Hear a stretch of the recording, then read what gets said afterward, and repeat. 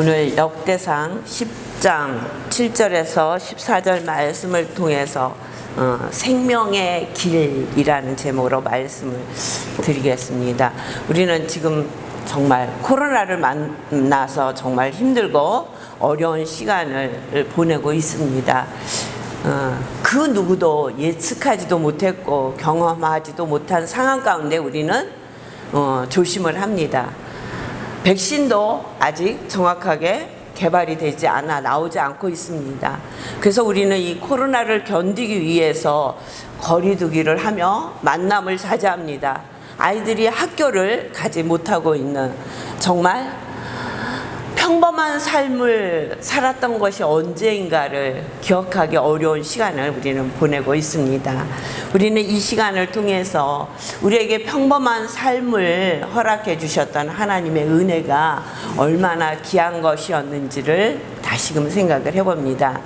이 시간도 참 낯설어요. 이렇게 비대면 예배라는 대면을 하지 못하고 예배를 드리고 있습니다.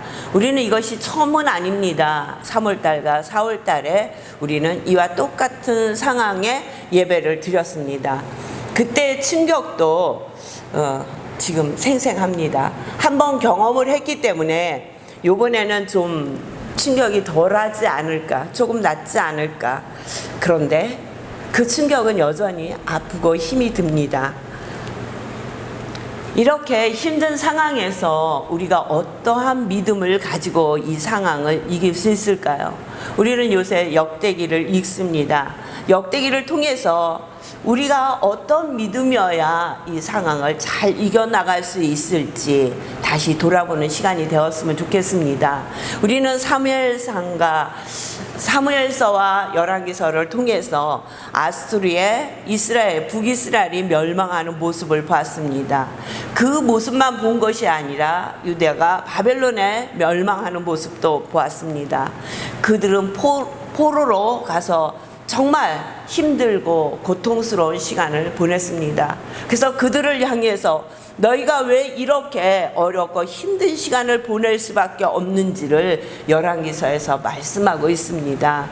이래서 우리는 열왕기서를 그들의 제약이, 너희들의 제약이 너희가 지금 이 포로 생활을 하고 있을 수밖에 없다는 그 제약을 이야기하는 선지자적 관점에서 기록을 했다고 봅니다. 그래서 왕들이 하나님의 말씀을 배반하고 그들이 하나님의 말씀을 떠나 있으므로 너희는 포로로 살 수밖에 없다라고 말씀하고 있는 것입니다. 이 역대기는 이 포로 생활을 끝내고 예루살렘으로 돌아와 있는 자들에게 하나님께서 말씀하시는 것입니다. 에스라를 통해서 이 말씀을 주십니다. 너희는 포로 생활에서 끝나 하나님 앞에 돌아올 수 있었던 것은 하나님의 은혜였다. 하나님께서 함께 하심으로 너희가 돌아올 수 있었다. 그래서 그들의 삶 가운데 너희가 정말 중심을 삼고 살아야 할 것은 하나님의 말씀이다. 하나님의 성전을 중심으로 살아라. 그러면서 역대상에서는 족보가 나와요. 1장부터 9장까지 족보예요. 그리고 10장부터 시작해서 29장까지 다윗에 대해서 얘기하는 거예요. 그러면서 그 중심에 무엇을 말씀하시냐면 성전 중심의 생활을 해야 된다고 말씀하고 계시는 것을 볼 수 있습니다. 유다인들은 포로의 생활에서 돌아왔습니다. 그들이 해방을 해서 돌아온 것이 아닙니다. 여전히 속국입니다. 그러나 돌아가서 성전을 지을 수 있는 자유를 얻은 것입니다. 그들은 정말 힘들고 어려운 가운데 하나님의 성전을 재건하였습니다. 그러나 그들의 생활은 여전히 너무나 힘들고 어려운 것이었습니다. 70년을 떠나 있던 예루살렘 땅에 와서 그들은 바로 성전을 재건하지 못하였지만 하나님의 성전을 재건하며 우리에게 주셨던 다윗 시대에 누렸던 그 평화를 하나님께서 주실 것이라 생각하고 최선을 다해서 성전을 재건했지만 이들은 여전히 공고한 삶을 살 수밖에 없었습니다. 너무도 힘들었습니다. 그러면서 이들은 다시 생각하는 거예요. 정말 하나님이 우리하고 언약하신 그 관계가 지금도 유지되고 있는 것인지, 하나님의 말씀이 여전히 우리와 함께 하시는 것인지, 하나님은 오늘도 이 어렵고 힘든 상황을 보고 계신 것인지, 다윗에게 언약하셨던 그 언약을 세우신 하나님은 오늘도 그 언약이 우리하고 유효한 것인지에 대해서 굉장히 회의적인 태도를 가질 수밖에 없었습니다. 그들에게 오늘 역대상을 통해서 하나님은 오늘도 너희와 함께 하신다고 말씀하고 계시는 거예요. 그러면서 그들의 마음에 위로를 하시는 거예요. 내가 너와 함께 합니다. 우리는 열왕기상 1장부터 보면 아담부터 족보 얘기가 나옵니다. 아담부터 시작을 해가지고요, 바벨론 포로에서 돌아온 족보까지 계속해서 말씀하시는 거예요. 1000명이 넘는 인원의 이야기를 하시는 거예요. 우리가 너무 잘 알죠. 아담, 셋, 에노스, 로아. 별로 알지 못하는 많은 이름들이 쓰여 있어요. 그 중에 우리의 마음을 끄는 거는 야베스잖아요. 4장에 야베스의 말씀, 주께서 나에게 복에 복을 더하사 나의 지경을 넓혀주시고 나를 환난에서 건지사 근심이 없게 하소서. 그렇게 기도하였더니 하나님께서 그가 구하는 것을 하셨더라. 그렇죠? 그 중에 기도했다. 하나님이 함께 하셨다. 그의 말씀, 그가 기도하는 내용을 들으시고 하나님은 그에게 모든 것을 허락하셨다. 그러면서 또 계속적으로 이야기하는 거예요. 많은 족보의 사람들, 우리는 들어보지도 못한 이름들이 너무 많아요. 그래서 역대상을 보면은 뭐라는, 역대기를 통해서 어떤 별명이 있는지 압니까? 불면증의 치료제라는 별명이 있어요. 성경의 수면제라고 해요. 저 1장부터 열었어요. 어쩌다 성경을 좀 봐보려고 1장부터 열었는데 아담부터 시작하는데 또 들어보지도 못한 이름, 아무 관심도 없는 이름이 9장까지 계속되는 거예요. 1000명 이상의 이름을 읽어가면서 9장까지 읽는 거는 쉽지 않아요. 그러니까 이곳에서 성경을 접는 거예요. 저녁에 잠이 안 오면 역대기 1장부터 읽어보세요. 그러면 어느 순간에 나도 모르게 잠이 들어버린다는 거예요. 그래서 성경의 수면제라는 제목을 가지고 있는 것이 이 역대기 상입니다. 그것처럼 참 읽기 힘든 그 본문을 저희가 지난주에 읽었습니다. 이 본문을 통해서 하나님은 우리에게 말씀하시는 것이 있어요. 모든 사람은 죽는다는 것입니다. 그러나 하나님은 아담에게 함께 하셨던 하나님이 오늘도 우리와 함께 하신다는 거예요. 다윗과 함께 하셨던 하나님, 사울 왕과도 함께 하셨던 하나님, 그 하나님은 오늘도 저와 여러분과 함께 하신다는 거예요. 우리의 인생은 다 우리에게 정해진 길이 있는데 그것은 어떤 길이냐? 한 번 죽는 것은 사람에게 정해진 것이요 그 후에는 심판이 있으리라고 말씀하셔요. 우리가 똑같이 가는 그 길이 있는데 그 길은 죽는 길이라는 거예요. 하나님이 직접 만들어서 창조하신 인간 아담도 죽었어요. 하나님 앞에 기도해서 그 응답을 받던 야베스도 죽었어요. 아브라함도 죽었어요. 이삭도 죽었어요. 12지파의 족장 야곱도 죽었어요. 모든 사람이 정해진 길을 가는데 똑같은 길이 하나 있는데 그것은 뭐냐면 죽는 길이라는 거예요. 그러면 거기서 죽으면 끝나는가? 아니라는 것입니다. 심판이 있다는 거예요. 이 심판이 있다는 것은 우리 앞에 생명의 길과 사망의 길이 있다는 것입니다. 근데 오늘 우리 본문의 사울은 사망의 길을 걸었습니다. 13절 보시겠습니다. 사울이 죽은 것은 여호와께 범죄하였기 때문이라. 그가 여호와의 말씀을 지키지 아니하고 또 신접한 자에게 가르치기를 청하고 여호와께 묻지 아니하였으므로 여호와께서 그를 죽이시고 그 나라를 이새의 아들 다윗에게 넘겨주셨더라. 뭐라고요? 사울은 사망의 길을 걸어갔다는 거예요. 그 사망의 길을 걸어갈 수밖에 없었던 것이 여호와께 범죄하였다고 말씀하시는 거예요. 처음에 그는 이스라엘 왕이 되었을 때 너무도 겸손하고 멋진 왕으로 시작을 하였습니다. 그런데 어느새 그는 여호와를 떠난 왕이 되어버렸어요. 그는 여호와를 떠났습니다. 10절에 보니까 블레셋 10장 1절에 보니까 블레셋 사람들과 이스라엘이 싸우더니 이스라엘 사람들이 블레셋 사람들 앞에서 도망하다가 길보아 산에서 죽임을 당하여 엎드려집니다. 뭐라고요? 세상 하나님을 떠난 사람들은 많은 사람들과 싸우다가 도망하다가 죽임을 당한다고 본문은 말씀하고 있어요. 사울이 이렇게 살았다는 것입니다. 블레셋과 싸우다가 도망하다가 그는 끝내 하나님을 떠난 죽음을 맞이할 수밖에 없었다고 말씀하고 있어요.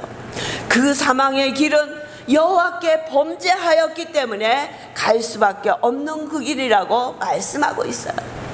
왜 사울이 그렇게 하나님 앞에 신실하고 겸손한 자가 여호와의 말씀을 떠나서 범죄하는 사망의 길을 갈 수밖에 없었냐면 그는 여호와의 말씀을 지키지 아니하였다는 거예요.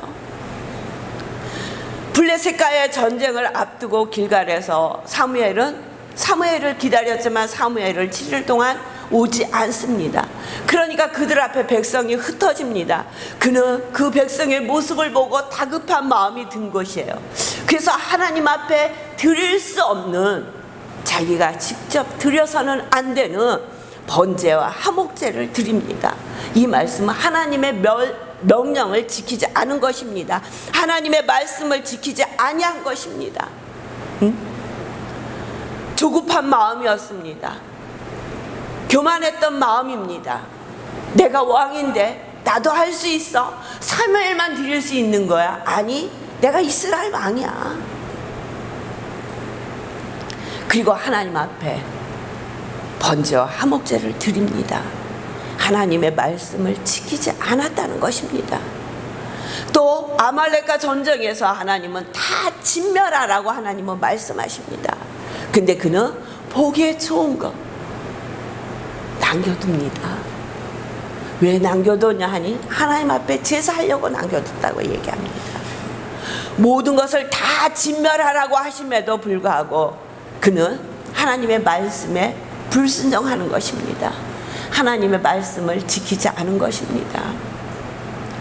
그는 하나님 앞에 거짓말합니다. 그것뿐만이 아니라고 말씀하고 있습니다. 신접한 자에게 가르치기를 청하고 신접한 자를 찾아갔다는 것입니다. 그리고 그에게 물었다는 것이에요. 엔돌의 접신녀를 찾아갑니다.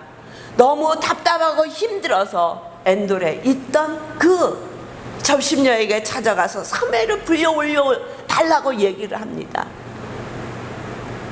우리도 가끔 기도를 한다고 하지만 하나님의 뜻이 어디에 있는지 알 수 없을 때 답답한 마음이 들 때가 있습니다. 그래서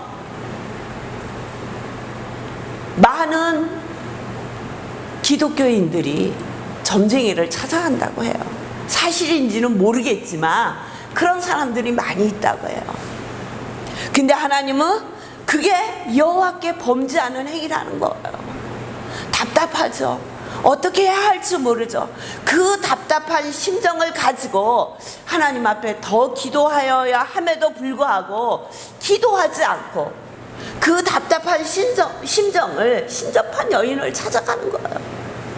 하나님 앞에 구하지 않는 거예요. 하나님 앞에 묻지 않는 거예요. 더딘 것 같은 거예요.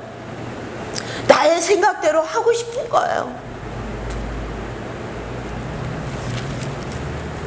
이게 사망의 길을 간 것입니다. 여호와께 묻지 아니었다고 하나님의 주권을 인정하지 않았다는 거예요. 자기의 마음대로 하였다는 것입니다. 온전히 여호와를 의지 아니하였다고 말씀하고 있는 거예요. 로마서 6장에는 믿음을 쫓지 않는 것이 죄라고 하였습니다. 하나님을 온전히 신뢰하지 않는 것이 죄라고 말씀하고 있는 거예요. 이 길이 사망의 길이라고 말씀하고 있는 거예요. 처음부터 사울이 사망의 길을 갔습니까? 아니에요. 겸손하게 하나님의 말씀에 순종하던 사울이었어요. 그런데 이 사울의 생각에 하나님의 말씀이 떠나기 시작하면서 그의 마음에 차지하기 시작한 것이 자기의 생각이었다는 거예요. 그러니까 자기의 생각대로 하고 싶은 거예요. 자기의 생각대로 나아가는 거예요. 그러다 보니까 답답한 일을 만나면 기도해야 되는데 자기의 생각대로 살던 사람은 기도하기보다 신접한 자를 찾아가서 물어보기를 원한다는 거예요. 귀신같이 알아맞힌다고 그러잖아요. 귀신같이. 귀신이 역사를 하는 거예요. 하나님 앞에 묻지 아니하는 거예요. 저와 여러분이 이 땅에 살면서 하나님의 주권을 얼마나 인정하시며 사십니까? 언제나 깨어 기도하며 사십니까? 모든 일을 하나님 앞에 묻고 사십니까? 묻지 않는 것이 사망의 길이에요. 믿음을 쫓아 하지 않는 것이 사망의 길을 가는 것입니다. 그러면 생명의 길로 가는 길은 어떤 길입니까? 우리는 하나님 앞에 죄인임을 고백하고 알고 고백하는 거예요. 로마서 3장에 보니까 그러면 어떠하랴? 우리는 나으냐? 결코 아니라 유대인이나 헬라인이나 다 제 아래에 있다고 우리가 이미 선언하였으니라 기록된 바 의인은 없나니 하나도 없으며 우리는 모두가 죄인이라는 것입니다. 의인은 없나니 하나도 없다고 말씀하고 계시는 거예요. 우리가 죄인임을 알고 그 하나님 앞에 고백하는 거예요. 그러나 우리는 이 고백을 했다고 우리 스스로 생명의 길을 갈 수 없습니다. 예수 그리스도께서 우리의 죄를 위해서 속량의 제물이 되셨기 때문에 우리는 생명의 길을 갈 수 있습니다. 모든 사람이 죄를 범하였음에 하나님의 영광에 이르지 못하더니 그리스도 예수 안에 있는 속량으로 말미암아 하나님의 은혜로 값없이 의롭다 하심을 얻은 자 되었느니라. 이것이 생명의 길이라는 거야.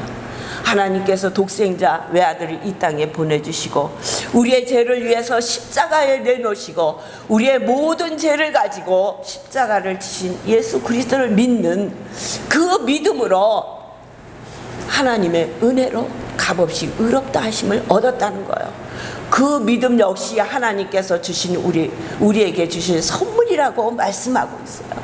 우리가 믿고 싶어서 우리의 마음대로 믿는 것이 아니라 하나님께서 우리에게 허락하신 그 선물을 받아서 우리는 하나님의 자녀로 이 땅에 생명의 길을 갈 수 있는 사람으로 살고 있다는 것입니다.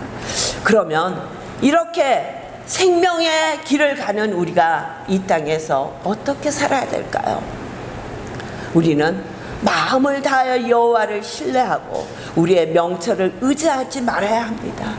마음을 다하여 여호와를 신뢰하는 것입니다. 하나님의 말씀을 지키는 것입니다. 하나님 앞에 묻는 것이라고 말씀하고 있습니다. 그리고 모든 범사에 여호와를 인정하는 것입니다. 그러면 하나님께서 우리의 길을 인도하실 것입니다. 저와 여러분이 날마다 많은 사람이 왔다 가는 것이 우리에게 정해진 길이라고 말씀하고 계십니다. 우리는 다 갑니다. 이 땅에서 다 한번 정해진 그 길을 갑니다.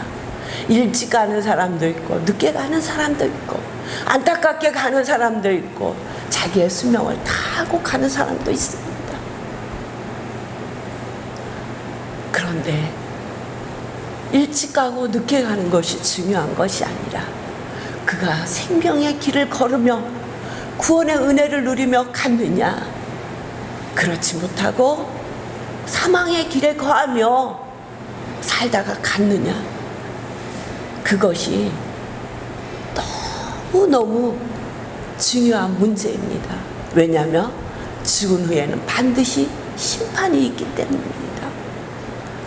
우리 스스로 갈 수 없습니다. 예수 그리스도의 은혜가 아니면 우리는 생명의 길에 갈 수가 없습니다. 우리는 이 땅에서 천국을 이루고 살 수 있는 모든 조건을 하나님께서 허락해 주셨습니다. 죽어서만 가는 천국이 아니라 이 땅에 우리가 날마다의 삶을 생명의 길을 걸어간다면 우리는 이 땅의 삶에서도 천국의 맛을 느끼며 천국 나라를 누리며 사는 저와 여러분이 되실 줄 믿습니다. 그러려면 하나님의 놀라우신 은혜 안에 살아야 합니다. 날마다 말씀 붙들고 살아야 합니다. 하나님 앞에 여쭈어야 되는 거예요. 물어야 되는 거예요. 세상 것을 찾아다니는 것이 아니라, 어렵고 힘들다고 이 사람 저 사람을 찾아다니는 것이 아니라, 신접한 자를 찾아다니는 것이 아니라 여호와 앞에 무릎 꿇어야 된다는 것입니다. 저와 여러분에게 이 땅에서 허락해 주신 시간 동안 하나님의 말씀을 붙들고 하나님만을 따르는 저와 여러분이 되시기를 주의 이름으로 축원합니다. 이 길이 생명의 길이에요. 지금 너무 어렵고 힘들어요. 함께 모여 예배드리지 못한다는 것은 우리의 믿음이 많이 흔들릴 수밖에 없는 상황에 있다는 것입니다. 이럴 때 우리가 어떻게 믿음을 붙들고 이 땅에서 하나님의 자녀로 승리하며 살 수 있습니까? 그것은 하나님의 말씀을 붙드는 거예요. 그리고 주님 앞에 무릎 꿇는 거예요. 하나님의 말씀을 날마다 묵상하며 그 말씀 붙들고 하나님 앞에 무릎 꿇는, 하나님 앞에 모든 것을 묻고 나아가는 저와 여러분이 되셔서 날마다의 삶이 하나님과 동행하시는 축복된 삶이 되시길 주의 이름으로 축원합니다. 기도하겠습니다. 하나님 아버지 감사합니다. 하나님의 놀라우신 은혜 안에 살게 하여 주시옵소서. 날마다 주님과 동행하며 주의 말씀을 묵상하며 주님 앞에 무릎 꿇으며 살아나가는 우리 사랑하는 한길교회 성도들이 다 될 수 있도록 하나님 도와주시옵소서. 이 시간도 주님께서 함께하여 주심을 감사드리며 예수님의 이름으로 기도하옵나이다. 아멘.